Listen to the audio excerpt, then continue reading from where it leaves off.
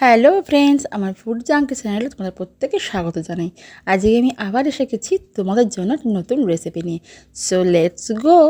এখানে তোমরা দেখতেই পাচ্ছ যে আমি এখানে ঢ্যাঁড়স কুচিয়ে নিয়েছি পেঁয়াজ কুচি আর চিংড়ি মাছ ভেজে নিয়েছি। ভাজার পর মাছটাকে আমি ছোটো ছোটো পিস করে টুকরো করে নিচ্ছি। মাছটা আমার কাটা হয়ে গেছে। তোমরা দেখতেই পাচ্ছ যে এখানে আমি প্রিপারেশনের জন্য কী কী রেডি করেছি।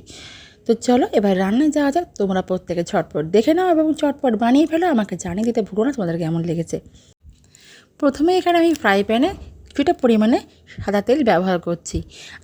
এখানে আমি 2 টেবিল স্পুন তেল ব্যবহার করেছি। তোমরা চাইলে রান্নাটা সরষে তেলও করতে পারো। তেলটা গরম হলে এখানে প্রথমে দিচ্ছি আমি শুকনো লঙ্কা, দিচ্ছি গোটা তেজপাতা আর দিচ্ছি 1 টেবিল স্পুন সাদা গোটা জিরে। এই সমস্ত উপকরণগুলো দেওয়ার পর আমি ভালো করে নাড়াচাড়া করে নিচ্ছি। এটা একটু সামান্য ফ্রাই করে নিচ্ছি। তারপরে আমি এর মধ্যে দিয়ে দিচ্ছি পেঁয়াজ কুচি। আমি এখানে গোটা একটা পেঁয়াজ কুচিয়ে নিয়েছি। তোমরা চাইলে পেঁয়াজ পেস্টও ব্যবহার করতে পারো। এই পেঁয়াজটাকে দেওয়ার পর আমি তেলের মধ্যে হালকা হাতে নাড়াচাড়া করবো এবং এটা ভালো করে ব্রাউনি কালার আসা পর্যন্ত ভাজতে থাকছি।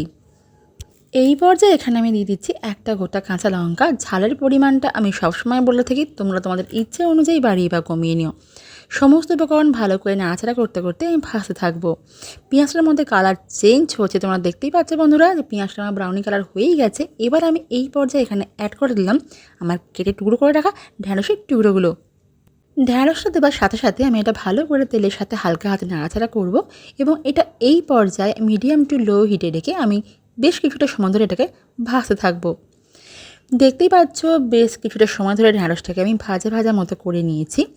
ঢ্যাঁড়সগুলো অলরেডি ভাজা আমার প্রায় কমপ্লিট। এবার আমি এই পর্যায়ে এখানে অ্যাড করে দিচ্ছি পরিমাণ মতো নুন দিয়ে দিচ্ছি আর দিচ্ছি 1 টেবিল স্পুন হলুদ গুঁড়ো, 1 টেবিল স্পুন দিচ্ছি লঙ্কার গুঁড়ো, 1 টেবিল স্পুন দেব ধনে গুঁড়ো, 1 টেবিল স্পুন দিচ্ছি জিরের গুঁড়ো।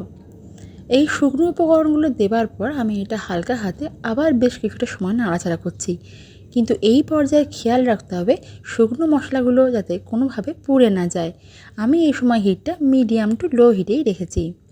সমস্ত শুকনো উপকরণগুলোর সাথে ঢ্যাঁড়সটাকে ভালো করে নাড়াচাড়া করা আমার প্রায় কমপ্লিট। এবার আমি এই পর্যায়ে এখানে অ্যাড করে দিচ্ছি চিংড়ি মাছ। তোমরা আগেই দেখেছো বন্ধুরা যে চিংড়ি মাছটা আমি আগে ভেজে নিয়েছিলাম। ভাজার পর এটাকে আমি টুকরো করে রেখেছিলাম।